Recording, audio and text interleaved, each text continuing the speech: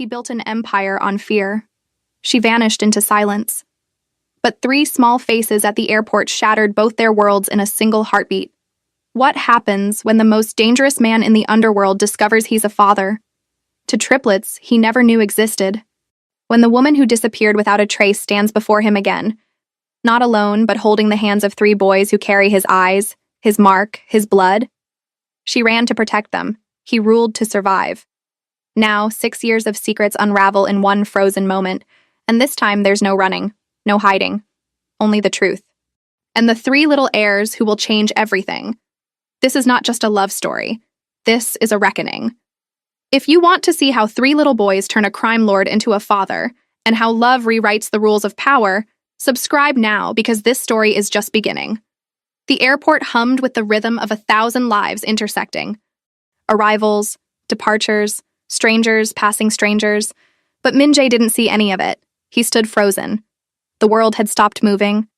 Because across the terminal, beneath the cold fluorescent lights and surrounded by the chaos of rolling suitcases and hurried footsteps, stood the one woman he thought he'd never see again.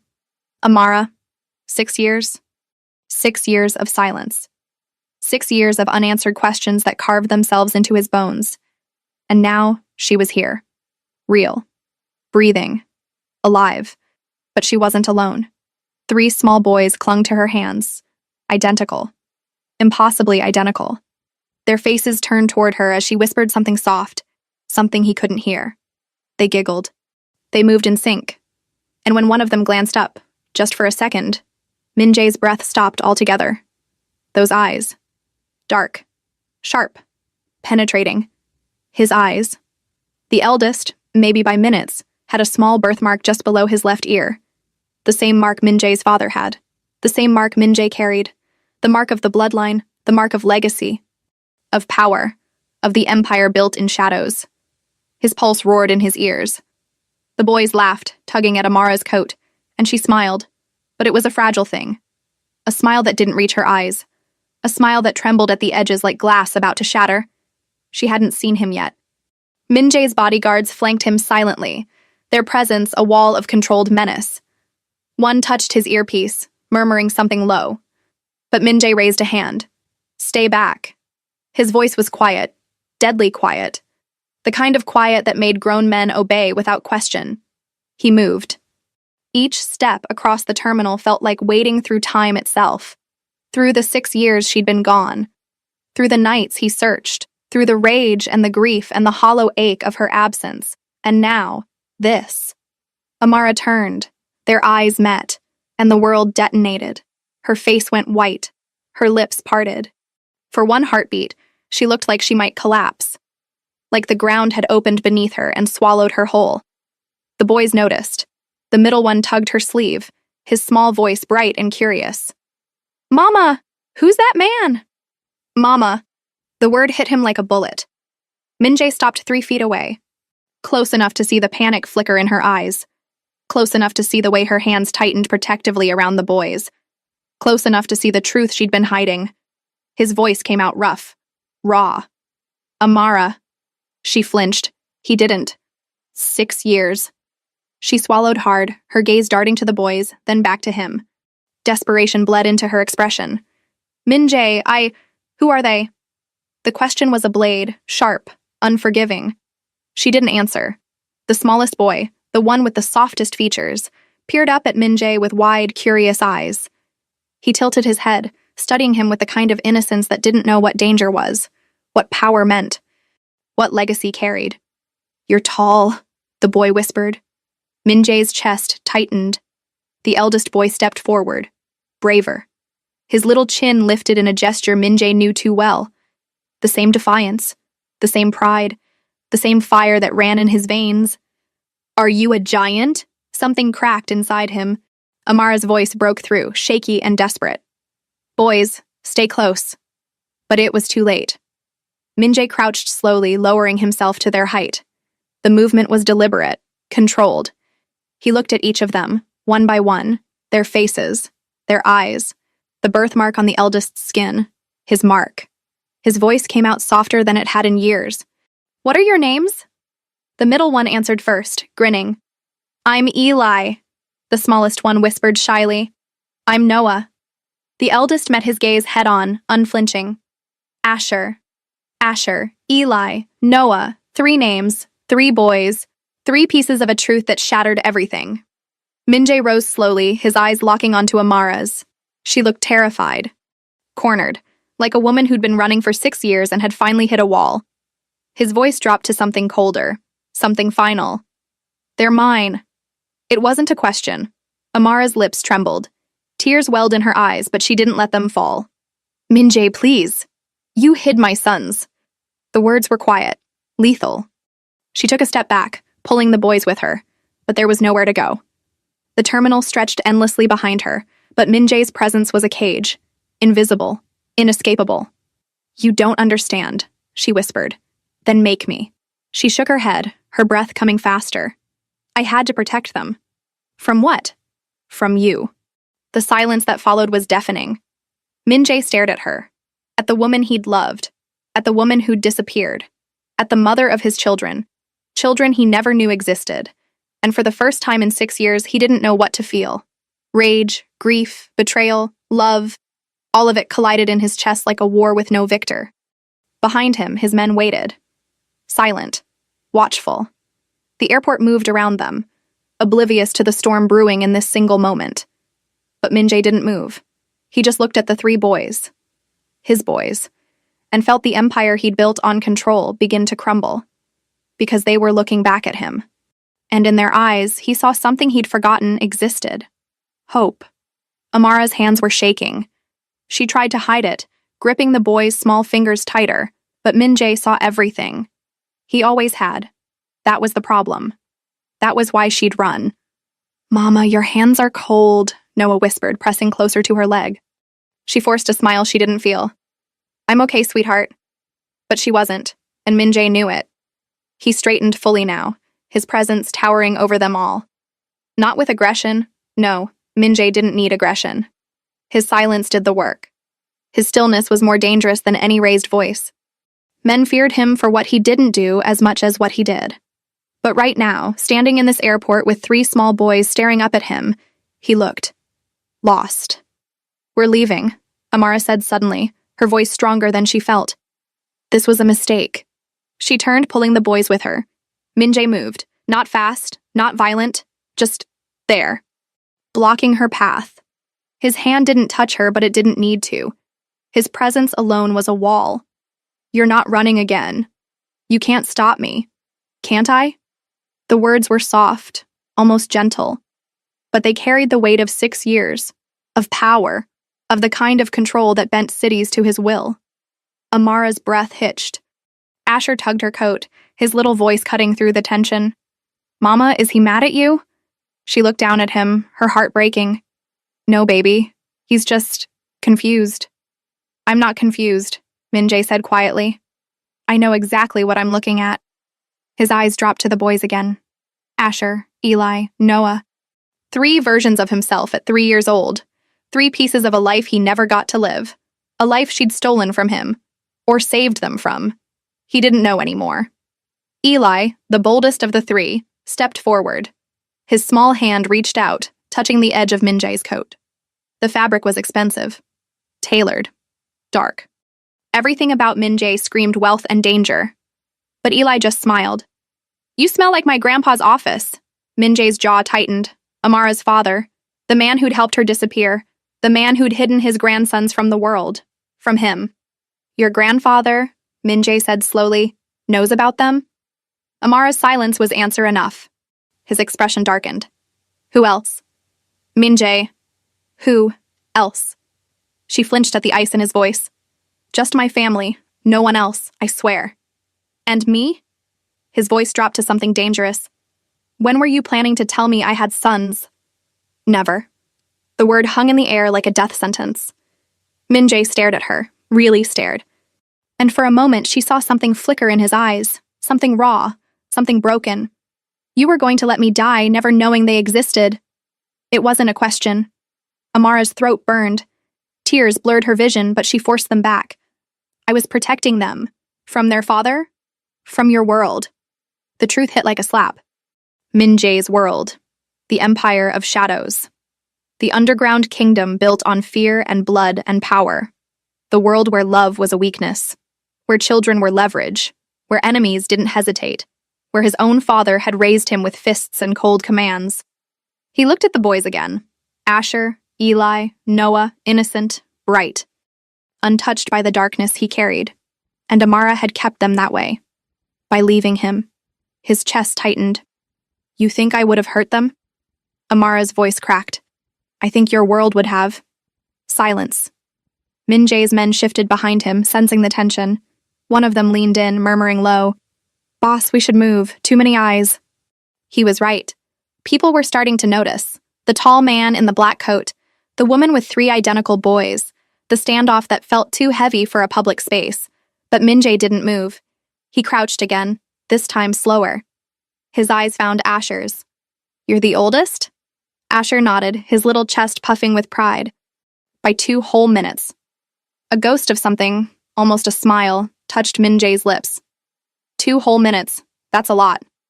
Asher grinned. Eli bounced on his toes. I'm the fastest. Noah, still shy, whispered. I'm the best at hiding. Min Jae's throat tightened. Hiding, he repeated softly. He stood again, his gaze locking onto Amara's. And when he spoke, his voice was different, quieter, almost vulnerable. I won't take them from you. Amara blinked, stunned. What? But you will not run again. Min Jae. They are my sons, and you will let me know them. It wasn't a request. It was a vow. Amara's breath shook. And if I say no? Min Jae stepped closer. Close enough that she could feel the heat of him. Close enough to see the pain he hid behind the ice. Then I will prove to you that the most dangerous thing in my world is losing them a second time. And in that moment, Amara realized the truth. He wasn't threatening her. He was begging.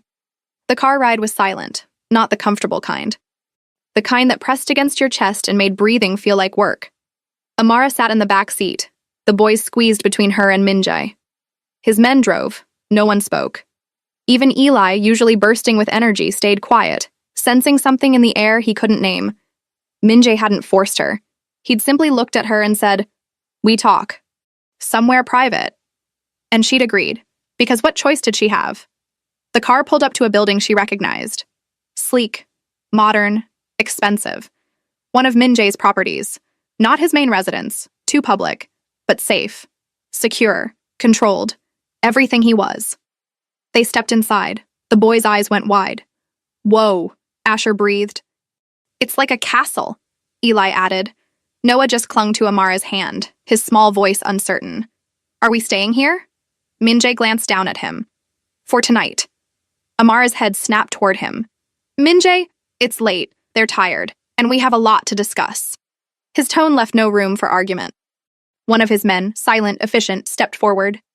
I'll prepare rooms. Min Jae nodded, then looked at Amara. The boys can rest. You and I will talk. Her heart pounded, but she nodded. 30 minutes later, the boys were settled in a guest room. 3 small beds, soft blankets, a television playing cartoons.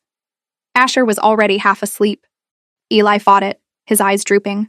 Noah had curled into Amara's side, his small hand gripping her shirt. Mama, are you coming back? He whispered. She kissed his forehead. I'm right down the hall, baby, I promise. Is the tall man nice? She paused. He's trying to be. Noah seemed satisfied with that. His eyes fluttered closed. Amara slipped out quietly, closing the door behind her, and found Min Jae waiting. He stood by the window of the adjoining sitting room, hands in his pockets, staring out at the city lights. He didn't turn when she entered, didn't speak. She did. You can't just take over like this. I didn't take over. You chose to come. Because you didn't give me a choice. Now he turned. His eyes were darker in the low light, shadowed, dangerous. I gave you 6 years of choices, Amara, and you chose to lie. She flinched. I chose to survive. By erasing me? By protecting them? Her voice cracked. She hated how her hands shook, how her breath came too fast. Min Jae stepped closer. From what? Tell me. Make me understand why I didn't deserve to know I had sons. Because your world destroys everything it touches. The words exploded out of her. Because you're the Korean crime lord, Min-jae. Because people fear you. Because enemies would have used them. Because I didn't want my boys growing up thinking power and fear are all that matter. Silence. Min-jae didn't move. Didn't blink. You think that's all I am? I know what you are. Do you? He closed the distance between them in 2 steps, not touching her, but close, too close. I built an empire, Amara. I made myself untouchable so no one could ever hurt me again. So I'd never be weak. So I'd never lose. His voice dropped. And then you left. And I lost anyway. Her breath hitched. Min-jae, you were the only thing I ever let close, the only person I trusted. And you disappeared like I meant nothing. You meant everything, she whispered. Then why did you run? Because I was pregnant and terrified, and I knew. Her voice broke. I knew if you found out, you'd never let me go. You'd pull them into your world, and I couldn't. I couldn't let that happen. Min-jae stared at her, and for the first time she saw the man beneath the crime lord, the boy who'd been raised in violence, the son who'd never been held gently. I would have protected them, he said quietly. I know, but protection isn't love, Min-jae, and I wanted them to have both. He looked away. And now? Now, she exhaled shakily. Now I don't know. I won't let you run again. I know. I want to know them. I know. I want... He stopped. His jaw clenched. Amara waited. I want to be their father. The vulnerability in those words nearly broke her. You are, she whispered. You always have been. They just didn't know it. Then let me prove it. How? He turned to her fully now, and when he spoke, his voice was raw. Let me try. Let me be more than what you fear. Let me show them, and you, that I can be different. Amara's eyes burned with tears. And if you can't, then you'll know I tried. The honesty in his voice shattered her. She looked at him, really looked at him, the man she'd loved, the man she'd feared, the father of her children. And she made a choice. Okay. Min-jae's eyes widened slightly. Okay? But you don't own us. You don't control us. This is partnership. Or nothing. He nodded slowly. Partnership. For the first time in 6 years, something fragile bloomed between them. Not trust, not yet, but hope. And in the room down the hall, 3 small boys slept, unaware that their world had just changed forever. Morning light filtered through the penthouse windows like silk. Min-jae hadn't slept. He'd spent the night in his study staring at his phone. At the background image he'd never changed, a photo of Amara from 7 years ago, laughing at something he'd said, young, unafraid, before everything shattered. Before. Now, in the quiet hours before dawn, he stood outside the guest room door, listening. The soft sounds of children breathing, the rustle of blankets, the small sigh of a boy dreaming, his sons. The words still felt foreign, sharp, like something he didn't deserve to claim. He'd built an empire on decisiveness, on knowing exactly what to do in any situation, how to read an enemy, how to strike before being struck, how to win. But this? 3 small boys sleeping behind a door? He had no strategy for this. The door opened. Amara stood there, her hair loose around her shoulders, wearing one of the oversized shirts his staff had provided. She looked tired, wary, but softer in the morning light. You're still awake, she said quietly. I don't sleep much. I remember.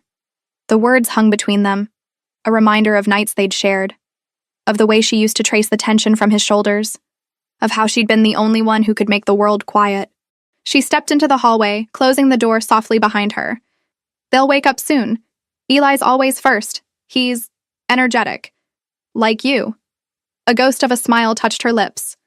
Like both of us, actually. Min-jae's chest tightened. What are they like? Really? Amara leaned against the wall, her eyes distant. Asher is serious, thoughtful. He watches everything, takes everything in. He's protective of his brothers, always has been, even when they were babies. He has my father's mark. I know. Did you? Did you think about me when you looked at it? Amara's breath caught. Every day. The honesty nearly broke him. And the others? Eli is pure joy. He doesn't know fear. Everything is an adventure. He makes friends everywhere we go. He's the heart of the 3 of them. And Noah? Amara's expression softened impossibly. Noah is gentle, sensitive. He feels everything so deeply. He loves books and quiet and being close. He's the one who asks the hard questions, who notices when I'm sad. Like you, Min-jae said quietly. Like both of us, she repeated. Silence settled between them. Not uncomfortable, just heavy with everything unsaid. I want to take them somewhere today, Min-jae said suddenly. Amara tensed. Where? Somewhere normal, the park, breakfast, whatever kids do. Min-jae, you can't just, I know. He met her eyes. That's why I'm asking, not telling.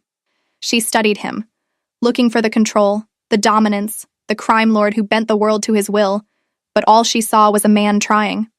Okay, she said softly, but we go together. All of us. Together, he agreed. Behind the door, a small voice called out, Mama! Eli. Amara smiled despite herself. That's our alarm clock. She opened the door and Min-jae followed, stepping into a world he'd never known. Breakfast was chaos. The kind of beautiful, messy chaos Min-jae had never experienced. Eli spilled orange juice twice. Noah wanted his toast cut into triangles, not squares. Asher asked 14 questions about why the sky was blue and if clouds had names and whether superheroes were real. Amara navigated it all with practiced ease, wiping spills, answering questions, cutting toast, pouring more juice. Min-jae just watched. You're not eating, Asher observed, his sharp eyes missing nothing. I'm not hungry. Mama says you have to eat breakfast or your brain doesn't work right. Amara choked on her coffee. Min-jae's lips twitched, almost a smile. Your mama is very wise. I know, Asher said matter-of-factly. Eli bounced in his chair. Can we go to the park? Please? Please, please, please? We'll see, Amara started. Yes, Min-jae said. 3 pairs of eyes locked onto him. Really? Noah whispered. Really? Eli exploded with joy, nearly knocking over his plate. Asher grinned. Noah's whole face lit up. Amara stared at Min-jae, and in that moment she saw something she'd never expected. He looked happy. The park was different through their eyes. Min-jae had passed this place 1,000 times, never once noticed it. It was just another piece of the city, background noise in the empire he'd built. But now? Now it was the place where Asher climbed too high on the jungle gym and refused to come down until Min-jae promised to catch him. The place where Eli raced strangers to the swings and won every time, laughing so hard he could barely breathe. The place where Noah collected leaves and stones and brought each one to Min-jae like treasure. This one's smooth, Noah said, pressing a river rock into Min-jae's palm. It is, Min-jae agreed. You can keep it. For good luck. Min-jae looked down at the small stone, at the boy who'd given it to him, at the trust in those wide eyes. Thank you, he said quietly. Noah beamed. Across the playground, Amara sat on a bench, watching. Her heart felt too full, too fragile. This wasn't supposed to happen. She'd protected them for 6 years, kept them safe, kept them hidden. And now, watching Min-jae crouch down to Eli's level to tie his shoe, watching him lift Asher off the jungle gym with careful hands, watching Noah lean against his side like it was the most natural thing in the world, she realized something terrifying. The boys didn't just look like him, they loved him already. And worse, she could feel herself falling again, too. Mama! Asher called. Come play. She stood, forcing a smile. But Min-jae caught her expression, read it instantly. Later, when the boys were distracted, he moved beside her. You're afraid. It wasn't a question. Of course I am. Of me? Of this? Of them getting hurt? Of me, he repeated. Amara looked at him. You're not the man I left, Min-jae. But you're not different either. You're still the crime lord. You still live in that world. And eventually, that world will come for them. Then I'll destroy it first. The certainty in his voice sent chills down her spine. You can't. Watch me. Min-jae? I spent 6 years building power so I'd never be weak again, so no one could touch me. But you were right. I became what I feared. I became the thing that destroys. He turned to her fully. But them? They don't see the crime lord. They see someone who ties shoes and catches them when they jump. And I will burn every part of my empire to ash before I let my world take that from them. Amara's breath shook. You mean that? Every word. And if you can't? If your enemies come for them anyway? Min-jae's eyes went cold. Not at her, at the thought itself. Then they'll learn why people fear me. It should have terrified her. Instead, for the first time in 6 years, she felt safe. That night, back at the penthouse, the boys fell asleep on the couch, tangled together like puppies, exhausted from the day. Amara covered them with a blanket, her heart aching. Min-jae stood in the doorway, watching. "They're beautiful," he said quietly.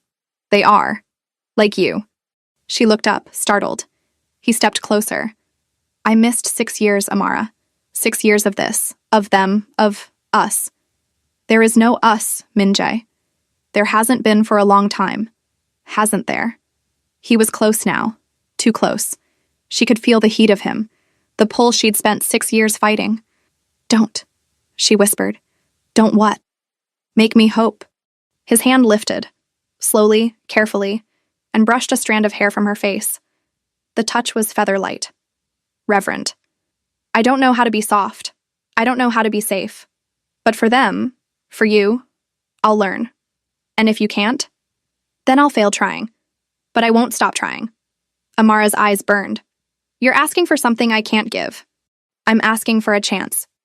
That's all." She looked at the boys, at the life she'd built without him, at the life they could have with him, and she made a choice. One chance, Min-jae, one. And the second you put them in danger, the second your world touches them, I disappear, and you'll never find us again. He nodded slowly. One chance. And in the silence that followed, something impossible bloomed. Not love, not yet. But the fragile, terrifying beginning of it. But in the shadows outside, a car idled. Eyes watched the penthouse. And a voice spoke into a phone. "Confirmed. The crime lord has 3 sons. Unknown until now." "Good. That changes everything." "Orders?" "Watch. Wait. And when the time is right, take them." The line went dead, and the war Min-jae didn't know was coming began to move. The call came at 3 a.m. Min-jae's phone lit up the darkness. One of his lieutenants, voice tight with urgency. "We have a problem." Min-jae was out of bed instantly, already moving. "Talk."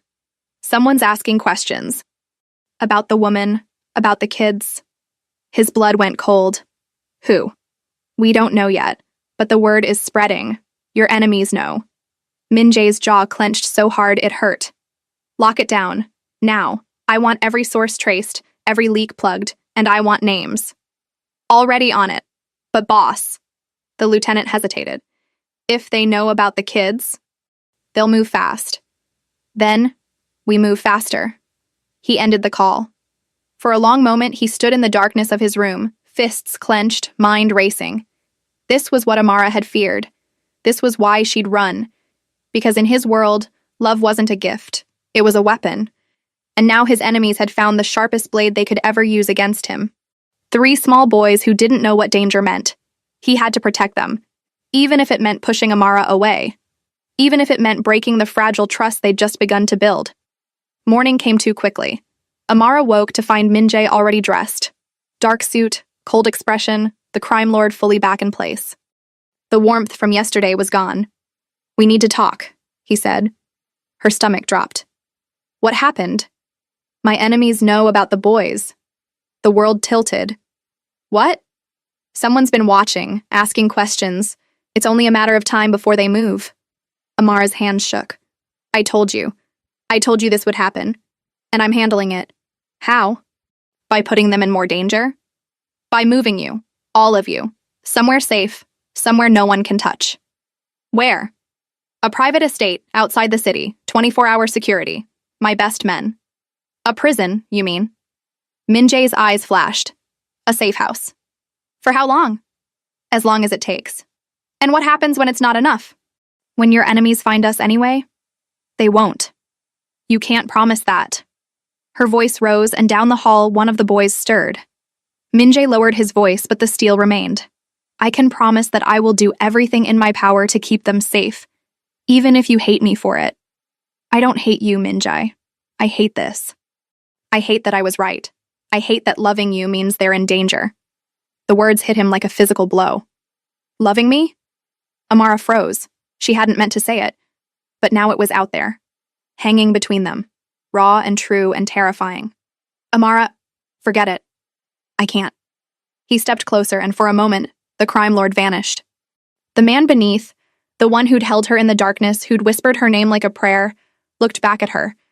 Do you? Still? She wanted to lie, wanted to protect herself, but she'd never been good at lying to him. It doesn't matter. It's the only thing that matters. No, keeping them safe matters. And we both know the best way to do that is for me to take them and disappear again. I won't let you. You don't have a choice. Don't I? The challenge in his voice made her heart race. Min-jae, please, don't make this harder than it already is. You think I'm making this hard? His voice dropped. You think I want to move you to a safe house? To put armed guards around my sons? To live knowing that every second they exist, someone out there wants to use them against me? Then let us go. I can't. Why? Because I just found you. The words tore out of him. I spent 6 years not knowing if you were alive. 6 years searching. 6 years empty. And now I have you back, all of you. And you want me to just let go? For them, yes. No. Min-jae, I will find another way. There is no other way, not in your world. Then I'll change my world. She stared at him. You can't. Watch me. Before she could respond, small footsteps padded into the room. Asher stood in the doorway, rubbing his eyes. Why are you yelling? Both adults froze. Amara forced a smile, her voice gentle. We're not yelling, sweetheart. Just talking. Asher didn't look convinced. His sharp eyes moved between them. Are you mad at each other? Min-jae crouched down to his level. No. We're just trying to figure some things out. Grown-up things? Yes. Asher studied him with an intensity that was unnerving. Are you going away? The question pierced Min-jae's chest. No, I'm not going anywhere. Promise? Min-jae hesitated. He'd learned long ago never to make promises he couldn't keep. But looking at his son, he broke his own rule. I promise. Asher nodded, satisfied. He climbed onto the couch, pulling a blanket around himself. Okay, I'm gonna watch cartoons.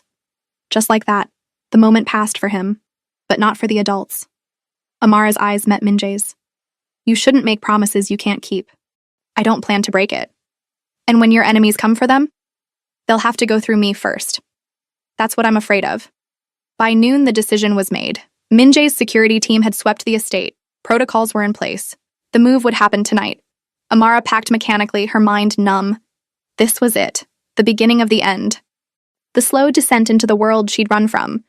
The boys didn't understand. They thought it was an adventure, a big house in the country, space to run and play.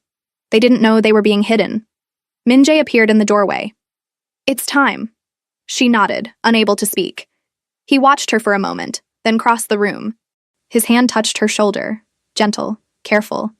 I know what you're thinking. Do you? You're thinking this is the beginning of losing them. She looked up, tears blurring her vision. Isn't it? No, it's the beginning of fighting for them. Together. We're not together, Min-jae. Aren't we? His hand cupped her face, thumb brushing away a tear. You're the mother of my children, the woman I never stopped loving, the only person who ever made me believe I could be more than what I was raised to be. Min-jae. I don't know how to do this, any of this, but I know I can't do it without you. You're asking too much. I'm asking for everything. Because you and those boys, you are everything. She wanted to pull away, to protect herself, but she couldn't, because he was right. This was everything. If we do this, if I stay, you have to promise me something. Anything. You put them first, always, before your empire, before your enemies, before us. Done. I'm serious, Min-jae. So am I. He leaned closer, his forehead resting against hers. They come first. Always. I swear it. And for the first time since the airport, Amara let herself hope. The estate was beautiful, isolated, secure, surrounded by forest and guarded by men who moved like the boys loved it immediately. But Amara felt the cage closing. That night, after the boys were asleep, she stood on the balcony, staring at the dark trees. Min-jae found her there. Can't sleep? Too much to think about. He stood beside her, silent for a moment. I meant what I said. About changing my world. How? I'm stepping back. Handing operations to my lieutenants. Focusing on legitimate business. She turned to him, shocked. You're serious. I have to be. For them. Your enemies won't just let you walk away. Then I'll make them. How? His eyes went cold. By being scarier than they are. And in that moment, Amara understood. He wasn't leaving his world. He was reshaping it. For them. Min-jae. He pulled her close, his arms wrapping around her. I don't know if I can be what you need, but I'll die trying. She didn't answer, just held on. Because in the darkness, with danger circling, all they had was each other. And 3 small boys who deserved better than fear. 3 months passed. The estate became home. Not in the way Amara had imagined. Not a cage, but something stranger. Something almost like peace. Min-jae kept his word. He stepped back from the front lines of his empire. Delegated. Restructured. Turned his focus to legitimate ventures. Investments, real estate, technology. The underground dealings continued, but at a distance. Through intermediaries, through layers of separation. And every day he came home to them. To Asher teaching himself chess from a book Min-jae had bought him. To Eli building elaborate fortresses out of couch cushions and demanding Min-jae play the bad guy who never quite won. To Noah curling up beside him every evening, asking him to read bedtime stories in a voice that grew softer each time. Amara watched it all with a heart that felt too full and too fragile at once. Because she was falling. Again. Harder this time. For the father Min-jae was becoming. For the way he listened when Asher explained the rules of chess with intense seriousness. For the way he let Eli defeat him dramatically, complete with exaggerated falls. For the way he held Noah during thunderstorms, whispering promises that the storm would pass. He was trying, and it was breaking down every wall she'd built. One evening after the boys were asleep, Amara found Min-jae in his study. Papers spread across his desk, financial reports, legal documents, the machinery of an empire being transformed. You're still working, she said softly. He looked up, something shifting in his expression. Trying to. Not getting far. Why? Too distracted. By what? You. The word hung in the air between them. Amara's breath caught. Min-jae. He stood, moving around the desk with that controlled grace that had always undone her. Do you know what these 3 months have been like for me? Tell me. Torture. Beautiful. Perfect torture. He stopped in front of her. Having you here. Seeing you every day. Watching you with our sons. Remembering what we were. Knowing what we could be. We can't we? It's complicated. It's simple. Nothing about us has ever been simple. Then let me make it simple. He cupped her face, his touch achingly gentle. I love you. I never stopped. And I don't want to do this, any of this, without you. Not as partners, as us. Tears welled in her eyes. You hurt me, Min-jae. When you chose your empire over me 7 years ago, when you let me go because being with me made you weak. I was a fool. You were. And I've paid for it every day since. His thumb brushed her cheek. But I'm not that man anymore. They changed me. You changed me. And I don't want to be the crime lord who has everything except what matters. I want to be the man who comes home, who kisses you goodnight, who builds a life instead of an empire. And if your past comes for us, then I'll face it, but not alone. Together. Together, she whispered. Say you'll try. Say you'll give us a chance. She looked at him, really looked. At the vulnerability in his eyes, at the man who'd once been untouchable learning to be soft. I'm already trying. I've been trying since the park. Then try with me. All the way. He leaned closer, his breath warm against her lips. Let me love you the way I should have 7 years ago. And she broke. Her lips met his and the world disappeared. It wasn't gentle. It was 6 years of longing and grief and hope colliding all at once. His hands tangled in her hair. Her fingers gripped his shirt. They kissed like drowning people finding air. When they finally pulled apart, breathless, Min-jae rested his forehead against hers. I missed you, he whispered. I never left. Not really. I know, you were in every heartbeat. She laughed through tears. You're becoming poetic. Noah's been teaching me. Apparently dragons need feelings too. She laughed harder, and he smiled. A real smile, warm and unguarded. I like hearing you laugh. I like laughing again. They stood there, wrapped in each other, in the quiet of his study. And for the first time in 6 years, Amara let herself believe. Maybe they could do this. Maybe love was enough. But outside, in the darkness beyond the estate, trouble stirred. A meeting in a warehouse, shadowed figures around a table. He's gotten soft. The crime lord has a weakness now. The woman and the brats? Exactly. What's the play? We hit him where it hurts, take the kids, use them as leverage, force him to his knees. And then we take his empire, and we make sure he never gets up again. When? Soon, very soon. The next morning, Min-jae woke to chaos. Not danger, just life. Eli had spilled an entire box of cereal trying to pour it himself. Asher was arguing with Noah about whose turn it was to pick the cartoon. Amara was half asleep in a kitchen chair, coffee in hand, trying to mediate. Min-jae stepped into the kitchen, and 3 boys turned to him instantly. "Dad!" Eli shouted. "Tell Asher it's my turn." Min-jae froze. Dad, not the tall man. Not his name. Dad. Amara's eyes met his, wide and uncertain. Asher noticed immediately. "What?" "You are our dad. We decided," Noah added quietly. "Is that okay?" Min-jae's throat tightened. He crouched down, eye level with all 3. "It's more than okay. It's everything." Eli grinned and tackled him. Noah followed. Asher tried to stay composed but failed, wrapping his arms around Min-jae's neck. And in that moment, covered in children, cereal crunching underfoot, Amara watching with tears in her eyes, Min-jae understood something he'd never known before. This was power, not fear, not control, not empires built on blood. This, family, love, home. That afternoon, Min-jae made a call to his most trusted lieutenant. "I need you to send a message to everyone who's ever been my enemy." What's the message? That the game has changed, that I'm no longer playing by the old rules, that if anyone comes for my family, I will dismantle their entire existence, slowly, personally, and permanently. Boss, that's going to make some people nervous. Good. Nervous people make mistakes, and I want them afraid. Understood. Anything else? Yes. Start the transition. I want out of the underground business entirely within 6 months. Clean, legal, no loose ends. A pause. You're serious. I've never been more serious about anything in my life. This is because of the woman and the kids. This is because I finally understand what I should have known a long time ago. Power means nothing if you have no one to share it with. The lieutenant was quiet for a moment. For what it's worth, boss, I think you're making the right call.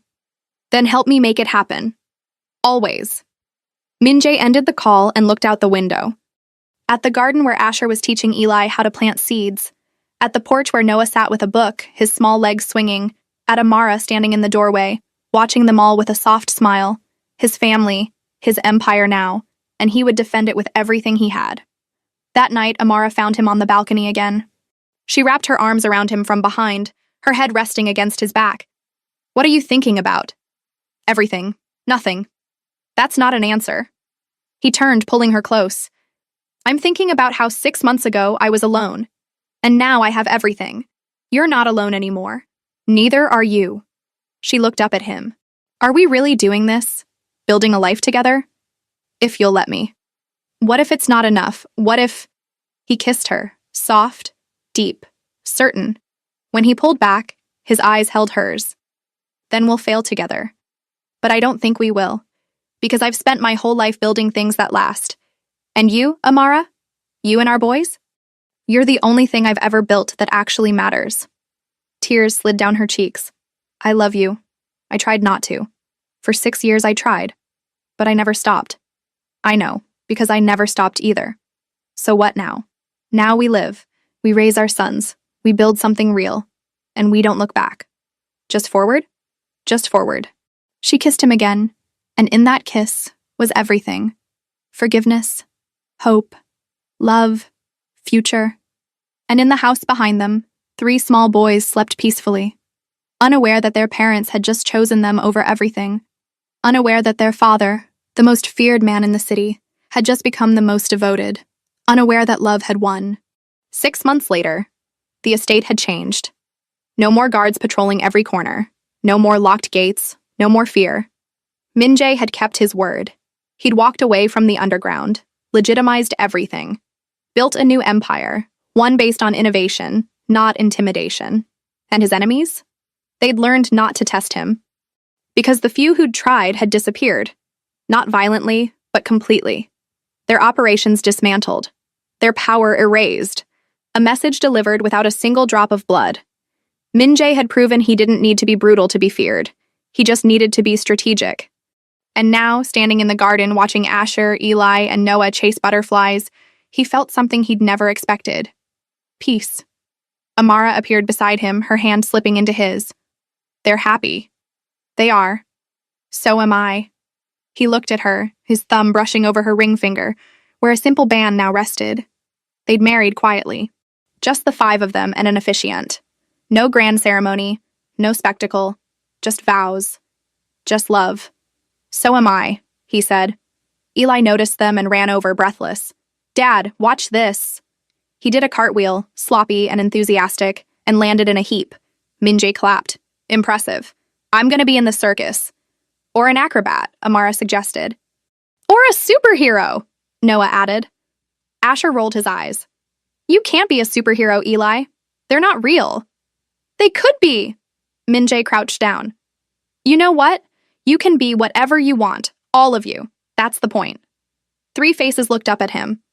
Really? Noah whispered. Really? Even a dragon tamer? Eli asked. Especially a dragon tamer. Asher grinned.